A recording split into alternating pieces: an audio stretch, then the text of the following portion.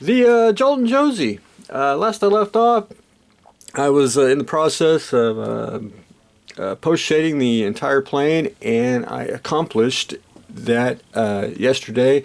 I did get the wings all shaded, fuselage, bottom here. I did get the exhaust on, got them shaded, painted the inside of the engines. Need to go a little bit more, and I need to flatten it out, as in flat black, and do a little bit of dry brushing. But overall, I'm basically at a stopping point, and I wanted to let it dry because then I want to shoot some future, basically on top of the wings where the markings go, and the fuselage and the tail, and so I can prep it for decals, because I am going to decal the B1. So what I did on the B1, I did the same thing like I did on Joltin Josie. Went ahead and polished the panel lines on the top, and I stopped to a point because I didn't want to. I want to add the decals, and then once I put decals on, I always like to finish out the weathering and tone down the decals where it just don't look like you just applied them onto a weathered surface. But I did get the bottom, very subtle, just like the Joltin Josie. Now, the Joltin Josie may look a little dark in some areas. That's probably just the light, but once you get it under normal light, it'll look very toned down and all that. So basically on decal duty on the Joltin Josie and the B1. And for the B1, we are going to use Wolfpack decals. And I haven't looked these up, so I don't really know much about them, but if this is the way to go if you buy decals. You basically get 1, 2, 3, 4, 5, 6 sets of decals on one sheet for 6 different planes. And this B1, we are going to make it the Doolittle's Destroyer.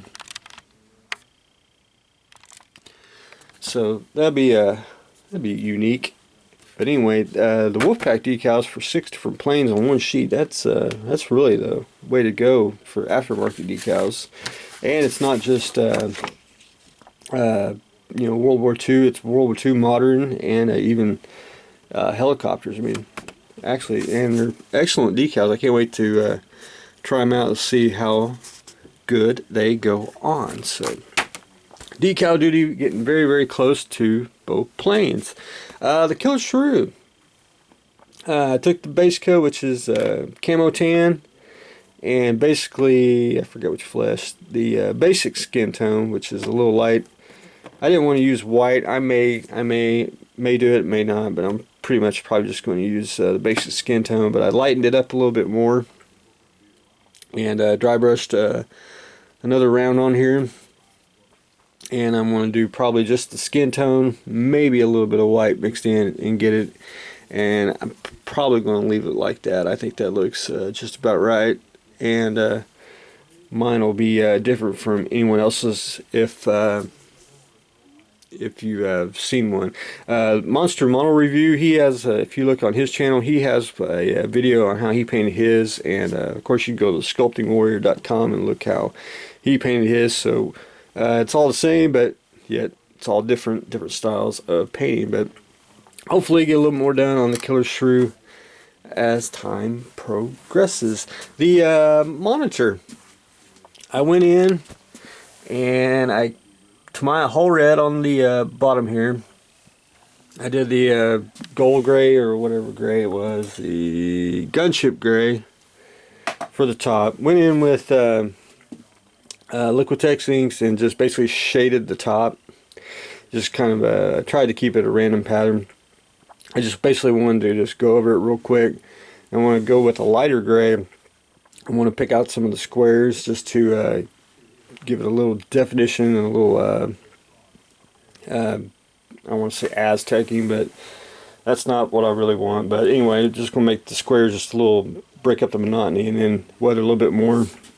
I want to go back in with the whole red. I'm going to actually paint the side here. I'm not going to mask anything, because I think if I mask I may rip off the paint since it's having issues with that. But I'll just go in with the airbrush and low say and just outline it with like a pencil.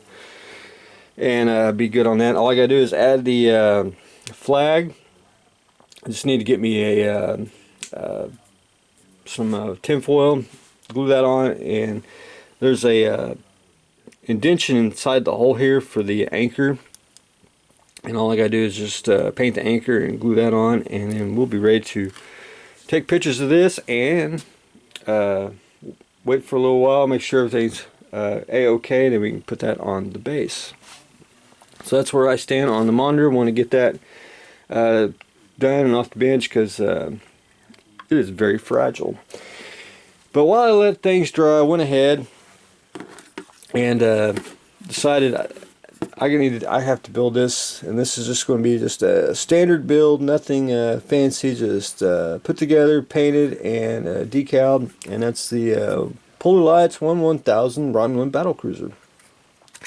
And really, it's a very, very simple kit. I mean, it takes less than an hour to clean up and assemble. It does have gaps that you got to fill with putty, but that's no big deal. I'm going to do that probably later today. Get that all put up and then get it sanded, and then we can start painting it a Romulan color. For a snap fit, I love snap fits because there's basically kits you can't get in any scale, you know, or any subject, and sometimes it's just strictly a snap fit. But my only complaint with this kit, it's I want to say metallic plastic, and I just personally, I like to have white styrene or maybe that light gray like you see on some of the like tank kits that come out today. But I mean, the metallic plastic is just not the, I don't think, the greatest. But anyway, I know why they do it, so you know, kids can put it together, slap the decals on, and proceed to play. But anyway, very simple build, and this has a round 2 stand that I've never seen before, and I'll show everyone later on. See the mounting hole? It's on the back there. It actually curves instead of going straight from the bottom of the hole, so that will be unique. But anyway, I got putty duty on this, so I'm going to do that real quick, and that won't take too long. And that's what I got going on today. I got the monitor. We are painting the Killer Shrew, and decal duty soon to begin on the B1 and the Joltin Josie. So stay tuned for the next exciting episode.